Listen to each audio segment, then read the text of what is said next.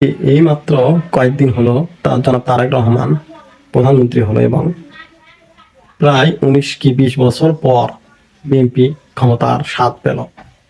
এরই মধ্যে শুরু হয়েছে ইরান এবং আমেরিকা ইসরায়েলের যুদ্ধ, মোটামুটি উত্তেজনাপূর্ণ বিষয়। তারই মধ্যে ইরানের সর্বোচ্চ নেতা খামেনির মৃত্যু এবং আরও 2 জন সেনাবাহিনীর প্রধান তাদেরও মৃত্যুর খবর শোনা যাচ্ছে।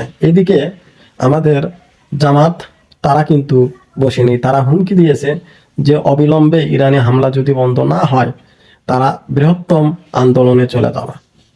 এখন ভাবতেছি যুদ্ধ করতেছে ইসরায়েল আর আমেরিকা, ইরান এখন এবং মধ্যপ্রাচ্যের আরো দেশগুলো আছে, সেখানে আবার ইরান পাল্টা হামলা করতেছে।